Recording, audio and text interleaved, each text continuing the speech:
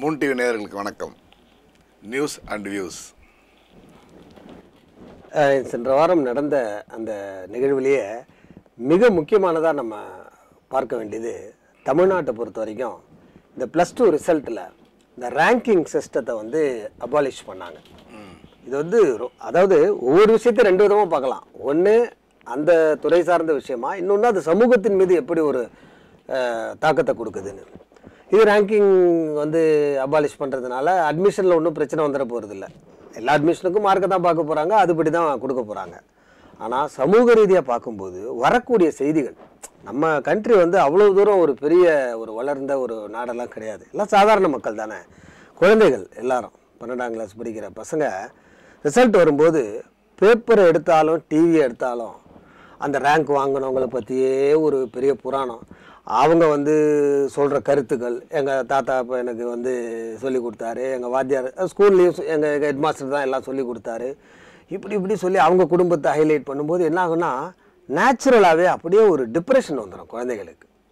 அதை வந்து நம்ம அனுமதிக்கக்கூடாது. நீங்கள் பாருங்கள், இது வந்து முன்பே ஒரு முறை மெட்ராஸ் ஹைகோர்ட்டில் இருக்கிறப்போ ஜஸ்டிஸ் கர்ணன், இப்போ கூட பிரச்சனை இருக்கு இல்லையா, அவர் மிக நேர்மையான ஒரு ஜட்ஜு. அவர் வந்து அப்போ சொன்னார், நீங்கள் பழைய செய்தி அது, இது போன்ற இதை வந்து தவிர்க்கணும், அவங்களுக்கு வந்து மனதுக்கு ஊக்கம் கொடுக்குற மாதிரி அந்த ரிசல்ட் வரணும். இது ஒன்றும் பெரிய அவங்க வாழ்க்கைக்கே ஒரு பெரிய ரிசல்ட் கிடையாது, இது ஒரு +2 ரிசல்ட் அவ்வளோதான் அப்படிங்கிறத அவர் சொன்னார். அதுபோல் இதை செய்ததற்காக நம்ம கண்டிப்பாக இந்த எடப்பாடி பழனிசாமி அவர்களை நம்ம கண்டிப்பாக பாராட்டணும். ஏன்னா இதை தொடர்ந்து மற்ற மாற்றங்கள் வரலாம்.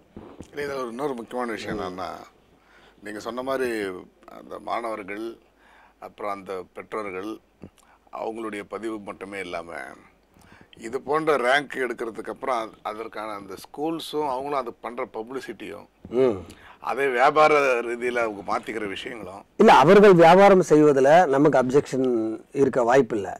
நான் சொல்கிறது, உளவியல் ரீதியா மற்ற மாணவர்களுக்கு பாதிப்பு இல்லாம நீங்க செஞ்சுட்டு போகலாம். அது செய்ய முடியாது நம்ம சொசைட்டி. பொதுவாக வந்து இருங்க, ஒரு பையன் வந்து 950 வாங்கியிருக்கான்னு வைங்க, அவங்க அப்பா அம்மா இருக்கிறாங்க, பேப்பர் எடுக்கிறாங்க, காலையில் எடுத்தா அப்படியே அந்த ஃபர்ஸ்ட் வாங்கினவன், செகண்ட் வாங்கினவன், அந்த மாநிலத்தில் வாங்கினவன், அந்த இதில் வாங்கினவன், இதில் ஜாதி சங்கங்கள் வேற, இப்படியெல்லாம் போகும்போது அந்த குழந்தை வந்து தலை குனிஞ்சுக்கிட்டு இருக்க வேண்டிய ஒரு கட்டாயம் ஏற்படுது. இது வந்து இன்னைக்கு உடனடியாக தற்கொலை பண்ணிக்குவாங்கன்னு அவசியம் இல்லை. அவங்களுக்கு அந்த மன உளைச்சல் வந்து அந்த டிப்ரெஷன் ஏற்பட்டாலே வேற ஒரு பிரச்சனை வரும்போது அது பூஸ்ட் பண்ணாது. வறுமை இருக்கு, எவ்வளோ விஷயங்கள் இருக்கு. அதனால இது வந்து உண்மையிலே நல்ல செயல். நீங்கள் சொல்றது பார்த்தா பொதுவாகவே வந்து கடந்த ஆண்டுலாம் நீங்கள் கம்பேர் பண்ணும்போது நிறைய பசங்க வந்து தற்கொலை பண்ணிக்கிட்டாங்க. இந்த ரிசல்ட் வந்ததுக்கப்புறம் நிறைய பேர் தற்கொலை பண்ணிக்கிட்டாங்க.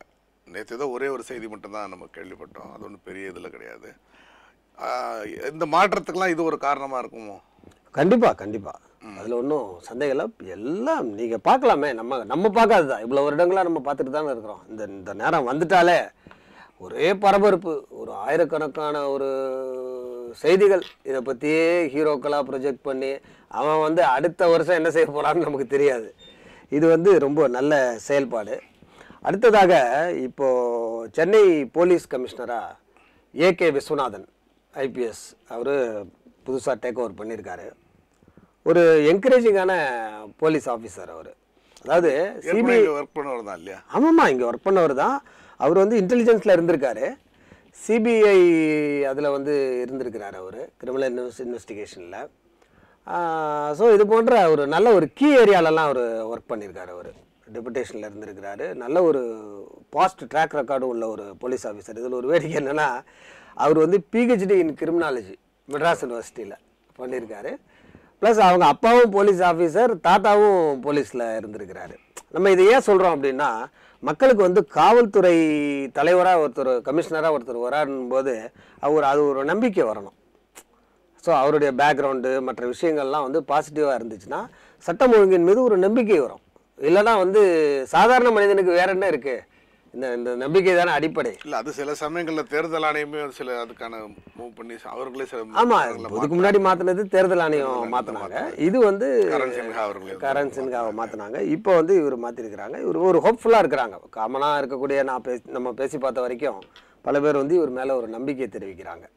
பரவாயில்ல, இருந்தாலும் அதற்கும் நாம் வந்து வாழ்த்துக்களை தெரிவிச்சுக்கிறோம். கண்டிப்பாக. அப்புறம் இன்றைக்கி வந்து ரொம்ப நாளாக வந்து நமக்கு ரோட்டில் ஓட்ட விழுந்துடும், அது வந்துடும், பலவிதமான விஷயங்கள் நமக்கு நடக்கும். என்னென்னு கேட்டால் மெட்ரோ ரயில் வேலை நடக்குது, அது நடக்குதுன்ற மாதிரி சொல்லுவாங்க. ஒரு வழியாக இன்றைக்கி வந்து மத்திய அமைச்சர் வெங்கையா நாயுடு அவருடைய இதில் மாண்புமிகு முதல்வர் எடப்பாடி அவர்கள்லாம் சேர்ந்து இன்றைக்கி மெட்ரோ ரயில் சேவை வந்து துவங்குறாங்க. ஏற்கனவே வந்து நமக்கு பறக்கும் ரயில் திட்டம் இருக்குது.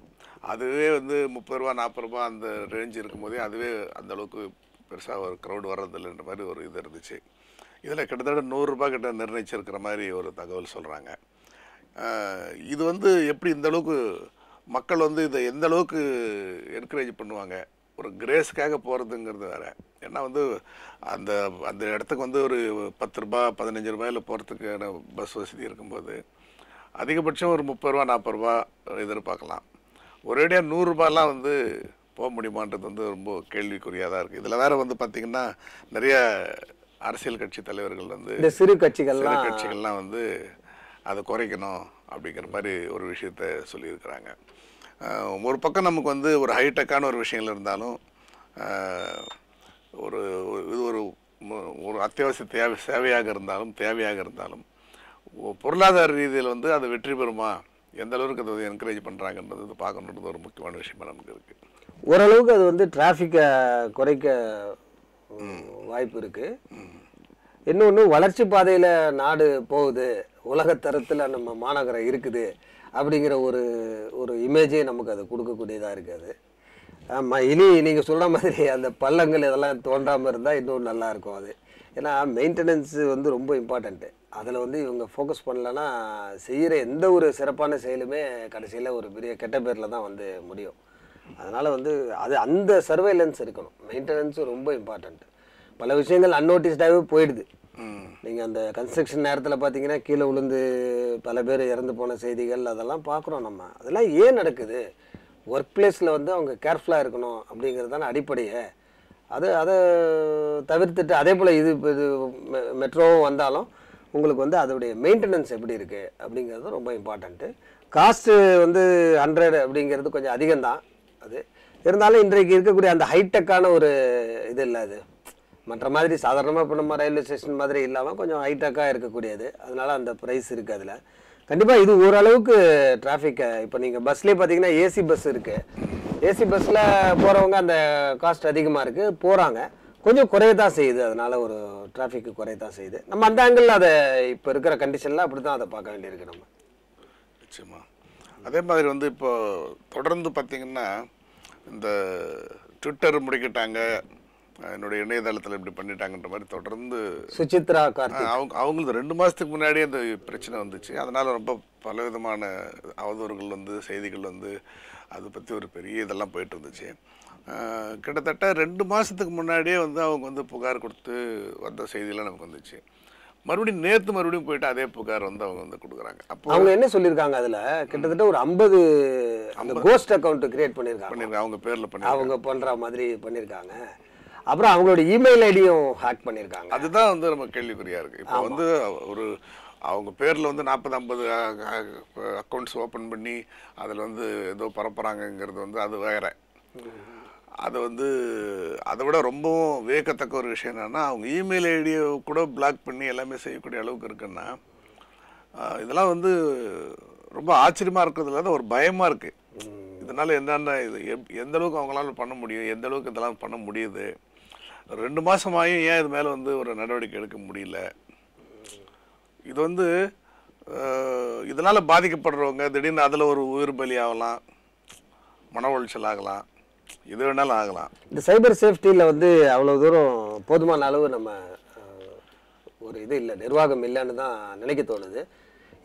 இது மற்ற மாநிலங்கள்லையும் இப்படி தான் இருக்குதா என்னன்னு தெரியல. இது கம்பேர் பண்ணால் ஆந்திராவோட கம்பேர் பண்ணால் நம்ம எவ்வளோ பரவாயில்ல. ஏன்னா ஆந்திராவில் பார்த்தீங்கன்னா ஒட்டுமொத்தமாக அவங்க தகவல் தொடர்பு எல்லாத்தையும் முடக்கி வச்சுருக்காங்க.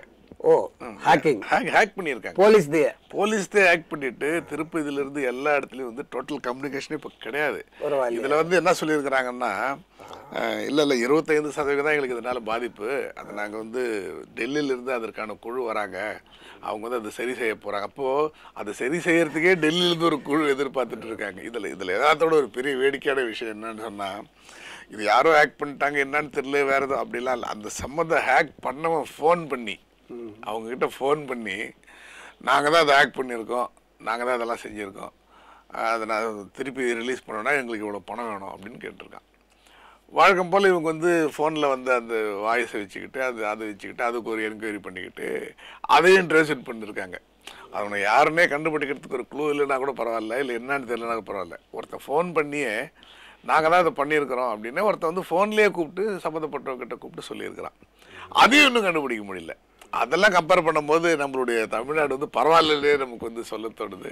பார்க்கலாம், இப்போ புது கமிஷனர் வந்திருக்காரு, இவருடைய இவருடைய இது பற்றிலாம் எப்படி, ஏன்னா அவருடைய ஃபேமிலியே வந்து அதுக்கான இல்லை ஒரு தனி மனிதர் வந்து இதில் ஒன்றும் பண்ண முடியாது.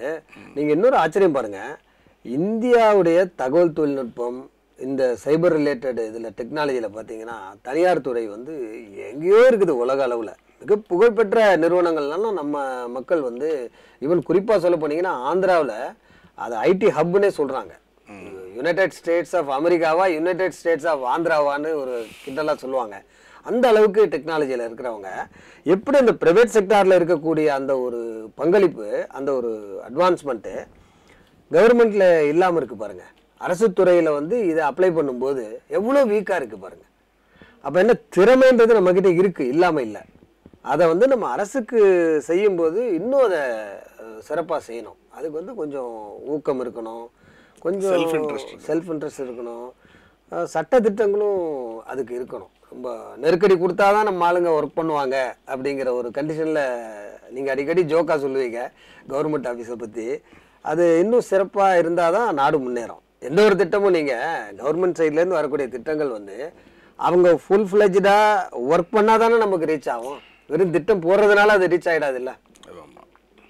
அதே மாதிரி பார்த்தா இன்னைக்கு வர 15ஆம் தேதியிலிருந்து போக்குவரத்து தொழிலாளர்களை தொடர் வேலை நிறுத்தம் வந்து அறிவிச்சிருக்காங்க. தொடர்ந்து பேச்சுவார்த்தைகள் நடந்துன்னு தான் இருக்குது. இது போன்ற பேச்சுவார்த்தைகள் வந்து ப்ராப்பராக நடக்குதாங்கிறதே நமக்கு ஒரு கேள்விக்குறியாக இருக்குது. ஏன்னா வந்து முதலமைச்சரே வந்து அவங்களுடைய அண்ணா தொழிற்சங்கம்லாம் சந்திச்சிருக்கிறாங்க. அந்த நிலையில் இன்னைக்கு வந்து அமைச்சர் விஜயபாஸ்கர் அவர்கள் வந்து அனைத்து அமைப்புகளையும் எல்லாரையும் மீட் பண்றாங்க, எல்லாரையும் சந்திச்சு இன்னைக்கு ஒரு அவர் என்ன சொல்லியிருக்கிறாரு. இப்போ இந்த எடப்பாடி கவர்மெண்ட்ல பாத்தீங்கன்னா டிஎம்கே யூனியனும் வந்து நெகோசியேட் பண்றாங்க.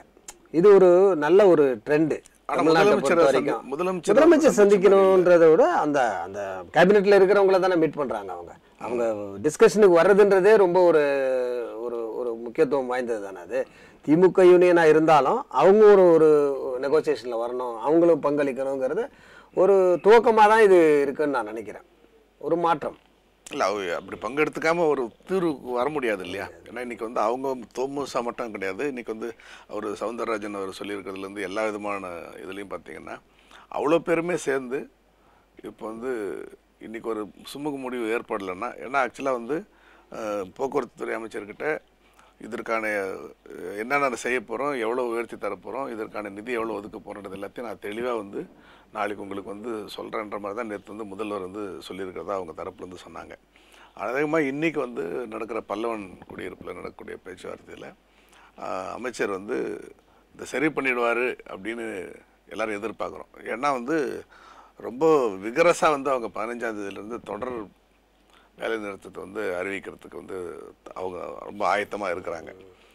ஏற்கனவே இருக்கிற சூழலில் வந்து பலவிதமான பிரச்சனைகள், விவசாயிகள் பிரச்சனை இது போன்ற தொடர்ந்து இருக்க சூழலில் வந்து போக்குவரத்து தொழிலாளர்கள் இப்போ தான் மருத்துவர்களுடைய இது தற்காலிகமாக இது பண்ணியிருக்காங்க. இதில் இதுவும் வந்துருச்சுனாக்கா ரொம்ப பெரிய நெருக்கடி வந்து நமக்கு வந்து உண்டாகக்கூடிய ஒரு சூழல் இருக்குது. இதில் வந்து இன்னொரு முக்கியமான விஷயம் என்னென்னு பார்த்தா, தமிழிசை கூட வலியுறுத்தி இருக்கிறாங்க. அவங்க வந்து சிபிஐ கொடுத்த இது ரிப்போர்ட்டுக்கு என்ன இது பண்ணியிருக்கிறீங்க, அதே மாதிரி வந்து ஒரு அமைச்சர் மேலே ஒரு வழக்குன்னு வந்தாலே வந்து ஒரு ஆட்சியில் ஒரு பெரிய பரபரப்பு ஏற்படும். பொதுவாக அந்த மாதிரிலாம் இருக்கும். தொடர்ந்து வந்து அமைச்சர்கள் மீது வந்து தொடர்ந்து குற்றச்சாட்டுகள் வந்துட்டு இருக்கு. முக்கிய 3 அமைச்சர்கள் வந்து அதில் இன்றைக்கி ரொம்ப பரபரப்பாக அதை பற்றி இது தலையான பிரச்சனையாக நீங்கள் இந்த டிரான்ஸ்போர்ட் எம்ப்ளாயீஸ் அதை பற்றி சொன்னீங்க. இப்போது தொழிலாளர்கள் உரிமைக்காக போராடுறாங்க, குழந்தைகள் உரிமைகளுக்காக யார் போராடுறது? இப்போது national commission for protection of child rights, குழந்தைகள் உரிமையை பாதுகாக்கக்கூடிய மத்திய ஆணையம் வந்து தமிழ்நாடு கவர்மெண்ட்டுக்கு ஒரு நோட்டிஃபிகேஷன் கொடுத்துருக்குறாங்க. அவங்களுடைய ஆய்வில் இங்கே இருக்கக்கூடிய சில்ட்ரன்ஸ் ஹோம் இருக்குல்ல, குழந்தைகள் காப்பகங்கள், அதில் பல வந்து ஒரு பதிவு பெறாமலும் சரியான அந்த சட்டத்திட்டங்களை வந்து பின்பற்றாமலும் இருக்குது. இதுக்கு நீங்கள் நடவடிக்கை எடுக்கணும்னு நோட்டிஃபிகேஷன் கொடுத்துருக்குறாங்க. இப்போ இந்த குழந்தைகளுடைய உரிமைகளை யார் பாதுகாக்கிறது? நீங்கள் வந்து தொழிலாளர் உரிமைனா அந்த சங்கங்கள் போய் அதுக்கு உரிமை கொடுக்குறாங்க. ஸோ அதனால் ஒரு பாருங்கள், ஒரு பக்கம் ஏற்றம் இருந்தால் சமூகத்தில் இன்னொரு பக்கம் வந்து ஒரு புறக்கணிப்பு நடக்குது. இதை நம்ம வெளிப்படையாக பார்க்குறோம். நம்ம இது இல்லாமல் பார்த்துக்கணும். அப்போ தான் வந்து ஒரு ஹார்மோனி இருக்கும். இல்லைன்னா ஒரு பக்கம் உயர்ந்துக்கிட்டே போவோம், இன்னொரு பக்கம் பார்த்திங்கன்னா தாழ்ந்துக்கிட்டே போவோம். இதுக்கு ஒரு கரஸ்பாண்டான உதாரணம், நேற்று 13ஆம் தேதி நடந்த ஒரு நிகழ்வு. சேடப்பட்டி, தென் தமிழ்நாட்டில் இருக்கக்கூடிய சேடப்பட்டியில் ஒரு 21 வயது பெண்ணை ஹானர் கில்லிங், கௌரவ கொலை பண்ணியிருக்காங்க. யார்? அந்த பொண்ணுடைய அப்பா, அம்மா, அவங்க அத்தை, அண்ணன் எல்லாம் சேர்ந்து கொலை பண்ணியிருக்காங்க. போலீஸ் ஆக்ஷன் எடுக்க துவங்கியிருக்கு. இப்போது 70 வருஷம் ஆகுது சுதந்திரம் அடைஞ்சு. இந்த 70 இயர்ஸுக்கு பிறகு நல்ல ஒரு டவுனில், நல்ல ஒரு ஊரில், அதுவும் தமிழ்நாடு ஒரு சிறந்த மாநிலம்னு வேற நம்ம கிளைம் பண்ணுறோம் அகில இந்திய அளவில். இங்கே வந்து இந்த கௌரவ கொலை ரொம்ப சாதாரண செய்தியாக வருது. அதாவது 13ஆம் தேதி நடந்துச்சுன்னு படிக்கிறோம், இன்றைக்கி முடிஞ்சிருச்சு, அவ்வளோதான். அடுத்த ஒரு வாரத்தில் அதை நம்ம மறக்க போகிறோம். இப்போ இதுக்கு என்ன தீர்வு?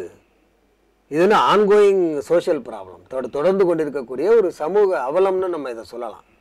இதை பற்றி இப்போ ஒரு பெரிய அரசியல் கட்சிகளும் சரி, சிறு சிறு குறு அரசியல் கட்சிகளும் சரி, இதை ஒரு இஷ்யூ அவங்க வந்து பேசுறதில்ல, ஸ்டேட்மெண்ட்டோடு நிறுத்திக்கிறாங்க. ஸோ அதனால் வந்து டெக்னாலஜியாக இருந்தாலும் சரி, கல்வியாக இருந்தாலும் சரி, தொழிலாக இருந்தாலும் சரி, எல்லாம் வளர வளர சமூகத்தில் இருக்கக்கூடிய அந்த ஒரு பேக்லாக் வந்து அது அப்படியே இருக்கும் அப்படின்னு நம்ம வச்சுக்கிட்டு இருந்தோம்னா இது வந்து வளர்ச்சி கிடையாது. இது போன்ற கௌரவ கொலைகள் வந்து இப்போ நேற்று வரைக்கும் நடந்துட்டு தான் இருக்குது, இன்றைக்கும் நடந்துட்டு தான் இருக்குன்றது ஒரு பக்கம் இருந்தாலும், இது ஒரு விதமான மறைமுகமான அச்சுறுத்தலாக எல்லாருக்கும் இருக்கட்டும், இது போன்ற இருக்கிறவங்களுக்கு வந்து இருக்கட்டும்ன்றதுக்காக எல்லாரும் அமைதியாக அதை அலோவ் பண்ணுறாங்களா? இதுக்கு ஒரு பெரிய கண்டன குரல் எழுப்பாமல் இருக்காங்களா அப்படின்னு ஒரு சந்தேகம் வருது. அது அப்படி தான் எடுத்துக்க முடியுது நம்மளால். காட்டுமிராண்டித்தனம் தானே இது. இது வந்து ஒரு மனிதர்களுடைய செயல்பாடு மாதிரி இல்லையா? இது ஒரு காட்டுமிராண்டி காலத்துக்கு நம்ம திரும்ப இதே போன்ற பிரச்சனைகளில் மற்ற குடும்பங்களோ மற்ற நபர்களோ வந்து இந்த மாதிரி செய்திகளுக்கு வந்து எதிர்ப்பு குரல் கொடுக்காமல் இருக்கிறது, பார்த்துக்க இதான் நிலைமை, இந்த மாதிரிலாம் இருக்குது அப்படிங்கிறது வந்து அது ஒரு விதமான அச்சுறுத்தலாக கூட இல்லை அவங்க காண்பிக்கிற மாதிரி இருக்கும். இல்லை, பெருவாரியான அரசியல் கட்சிகளே வந்து இந்த குறிப்பிட்ட விஷயத்தில் அவங்க சைலண்டாக தான் இருப்பாங்க. இருக்க வேண்டியது அவர்களுடைய அந்த கட்டமைப்பு கட்டாயம், அவங்க ஆர்கனைசேஷனுடைய கட்டாயம். இப்படி தான் நம்ம சொல்ல முடியும் சுருக்கமாக, அதுக்கு மேலே நம்ம சொல்ல முடியாது, அவங்க பேச முடியாது அவங்களால. இது வந்து இளைஞர்களும் சமூக சிந்தனையாளர்களும் பத்திரிகையாளர்களும் மற்றவர்களும் இதை வந்து இந்த மாற்றத்துக்காக ஏதாவது ஒரு முயற்சி செஞ்சாதான், ஒரு நிர்பந்தம் ஏற்படுத்தினாதான் அரசியல்வாதிகள் கொஞ்சம் வாயை திறக்க வாய்ப்பு இருக்குது. இப்போ கௌரவ கொலைன்னு பண்ணுறாங்க. இப்போ வந்து இந்த குடும்பத்துடைய இந்த செய்தி, இந்த விஷயங்கள் தான் இப்போ ரொம்ப வெளியில் நமக்கு வந்து அதை பற்றி நம்ம பேசுகிறோம். அவங்க விருப்ப பிரகாரம் கல்யாணம் பண்ணியிருந்தா கூட இந்த அளவுக்கு வந்து அந்த குடும்பத்துடைய பேர் வெளியே வந்திருக்குமாங்கிறது வந்து சந்தேகமாக தான் இருக்குது. இல்லை, இது போன்ற நீங்கள் சொல்கிறது சரி, இது போன்ற விஷயங்களுக்கு வந்து பரப்புரை ரொம்ப முக்கியம். அவேர்னஸ் கிரியேட் பண்ணணும்னு சொல்லுவாங்க. இதில் ஒரு கவனிக்க வேண்டிய விஷயம், அந்த அவேர்னஸ்னு சொல்லும்போது ஐத்வா, all India democratic women's association, அனைத்து இந்திய ஜனநாயக மாதர் சங்கம், அவங்க வந்து என்ன பண்ணியிருக்கிறாங்க, இப்போ சைலண்ட்டாக ஒரு ஒர்க்கு வில்லேஜஸில் போய் குறிப்பாக பெண்களுக்கு இந்த குடிநீர் பற்றாக்குறை ஏன் ஏற்படுது, அதை வந்து தவிர்க்க நம்ம என்ன செய்யணுன்றத ஒரு சிறு புத்தக வடிவில் அவங்க வெளியிட்டு அவங்கக்கிட்டலாம் பேசி அவங்களுக்கு ஒரு கவுன்சிலிங் கொடுத்து அதை கொடுக்குறாங்க. அதை ரிலீஸ் பண்ணியிருக்காங்க 2 நாள் முன்னாடி. ஸோ இது ஒரு நல்ல விஷயம் இல்லையா? இப்போ வந்து அவங்களுக்கு போய் சொல்ல வேண்டியது நம்ம கடமை. எவ்வளோ விஷயங்கள் தெரியாமல் இருக்குது. நம்ம வந்து வாட்டரை வேஸ்ட் பண்ணுறதும் சரி, பவரை வேஸ்ட் பண்ணுறதும் சரி, இதெல்லாம் நமக்கு தெரிஞ்சு நம்ம செய்கிறோன்னு சொல்ல முடியாது. பெருவாரியான மக்கள் தெரியாமல் தான் செய்கிறாங்க. அவர்களுக்கு பாருங்கள் எவ்வளவு ஒரு ஆழத்திலிருந்து இந்த பரப்புரையை செய்கிறாங்க பாருங்கள், சைலண்ட்டாக செய்கிறாங்க. ஸோ இது போன்ற ஒரு சமூக ரீதியான பரப்புரைகள், ஒரு அவேர்னஸ் கிரியேஷன் இதெல்லாமும் இருக்கணும். இல்லை கண்டிப்பாக. அதே மாதிரி வந்து இவர் வந்து பார்த்திங்கன்னா கமல் மணிரத்னத்தினுடைய காம்பினேஷனில் மிகப்பெரிய வெற்றி படமாக வந்து நாயகன், இன்னைக்கு ஹாலிவுட்லேருந்து எல்லா இடத்துலையும் அந்த படத்தை பற்றி பேசக்கூடிய ஒரு படமாக அது வந்து வந்துச்சு. அவருடைய கமலுடைய லைஃப் ஸ்டைலில் ஒரு முக்கியமான படமாக வந்து நாயகன் வந்துச்சு. அது வந்து பாம்பேயில் உள்ள தாதா வேலு நாயக்கர்ன்ற கேரக்டர் வச்சு அது தழுவி ரொம்ப பண்ண ஒரு படம். இளையராஜா இப்படி ஒரு காம்பினேஷனில் வந்த ஒரு படம். வேலு நாயக்கரை வச்சு எடுத்தது பேஸ் பண்ண ஒரு இது. இப்போ ரஜினிகாந்த் அதே போல் அதில் தான் பிரச்சனையே. இப்போ ரஞ்சித் அவர்கள் வந்து கபாலி காம்பினேஷன், ரஞ்சித் ரஜினி வந்து மலேசியாவில் ஒரு தாதாவுடைய கதையை பேஸ் பண்ணி பண்ணாங்க, கபாலி பண்ணாங்க. அதே மாதிரி இப்போ வந்து அவங்க வந்து ரஞ்சித் வச்சு ஹாஜி மஸ்தான், இதே மும்பையில் இருந்த ஒரு தாதான்னு சொல்லக்கூடிய ஒருத்தருடைய கதையை வந்து எடுக்கிறதா வந்து தகவல் சொல்லியிருக்காங்க. அவருடைய வளர்ப்பு மகன் நினைக்கிறேன், வளர்ப்பு மகனோ அவர் வந்து நேரடியாகவே ரஜினிகாந்த் அவருக்கு வந்து எந்த ஒரு கோர்ட்லேயோ எந்த இடத்துலையுமே வந்து அவரை வந்து ஹாஜி மஸ்தானை வந்து ஒரு குற்றவாளியாவோ ஒரு ரவுடியாவோ ஒரு தாதாவோ எந்த இடத்துலையும் தீர்ப்புலாம் சொல்லலை. அந்த மாதிரி ஏதாவது சித்தரிச்சு படம் எடுத்துடக்கூடாது அப்படிங்கிறத வந்து அவர்கிட்டயே அவர் சொன்னதாக சொல்கிறாங்க. இந்த நிலையில் வந்து அவர் நோட்டீஸே இப்போ அமைச்சிருக்காங்க, ரஜினிகாந்த் அவர்களுக்கு வந்து நோட்டீஸே அமைச்சிருக்காங்க. அதுலேயும் இப்போ நாளிலிருந்து அவருடைய ரசிகர்களை வேறு அவர் வந்து மாவட்ட ரீதியாக நிர்வாகிகள் வந்து பார்த்து இந்த ஃபோட்டோ எடுக்கிற, ஏன்னா இடையில முன்னாடிலாம் வருஷம் எடுத்துகிட்டு இருந்தாங்க, நடுவில் பல வருஷமாக எடுக்காமல் நிறுத்திட்டாங்க. அதனால இப்போ திருப்பி எடுக்கிறாங்க. இந்த திரைப்படத்துறையிலேயே நான் வியக்கிற ஒரு மார்க்கெட்டிங் பர்சன் வந்து ரஜினிகாந்த் தான். இந்த பிராண்டிங் அதுக்கெல்லாம் பார்த்தீங்கன்னா பல பேர் ஒரு ஏஜென்சியெல்லாம் போய் அப்ரோச் பண்ணி அவங்களுக்கு பணம் கொடுத்து பிராண்டிங் பண்ணுவாங்க. இவர் இயற்கையிலேயே இவருக்கே ஒரு பிராண்டிங் பண்ணிக்கக்கூடிய ஒரு தலை சிறந்த மார்க்கெட்டிங் பர்சன். அவர் பண்ணிக்க வேண்டிய அவசியம் நெசசிட்டியே இல்லை. அது ஒரு ஒரு ஒரு புகழ்பெற்ற ஒரு மார்க்கெட்டிங் பர்சன் அவர். இல்லை, என்னுடைய இதில் என்ன ஒரு விஷயம்னா, நாயகன் படம் எடுக்கும் போதும் இப்படி ஒருத்தர் கதை எடுக்கிறாங்கன்ற தகவல்கள் வராமல் இருந்திருக்காது. எடுக்கும்போதே பெரிய லாங் ப்ராசஸ் இது. இப்பெல்லாம் பார்த்தா இது ஒரு ட்ரெண்ட் செட்டர் மாதிரியே இருக்கு. இல்லை, இதில் நீங்கள் ஒரு முக்கியமான சோஷியல் விஷயத்தை கவனிக்கணும். ஹாஜி மஸ்தான் அப்படிங்கும்போது அது ஒரு முஸ்லீம் நேமாக இருக்குது. இன்றைக்கி வந்து கொஞ்சம் இப்போது சென்ட்ரல் கவர்மெண்ட் வந்து பிஜேபி கவர்மெண்ட்டு, ஸோ வேறு மாதிரியான சில விஷயங்கள்லாம் நடக்குது, ரிலீஜியஸான விஷயங்கள்லாம் நடக்குது. இந்த நேரத்தில் வந்து ஒரு ஒரு ஒரு ஆன்டி சோஷியல் இமேஜாக ஒரு ஒரு முஸ்லீம் பர்சனாலிட்டியை வச்சு, அதுவும் ஒரு புகழ்பெற்ற ரஜினி ஒரு கொண்டு வரும்போது இன்னும் கொஞ்சம் சில சமூக பிரச்சனைகள்லாம் ஏற்பட வாய்ப்பு இருக்குது.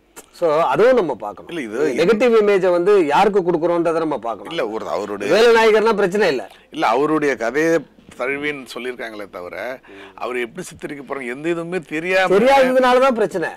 தெரியாததுனாலதான் அப்ஜெக்ட் பண்றாங்க. ஒருவேளை அவரு ஏன்னா எல்லாம் ரகசியமா எடுப்பாங்க, அவங்க பேடா ப்ரொஜெக்ட் பண்ணிட்டாங்கன்னா என்ன செய்வீங்க நீங்க?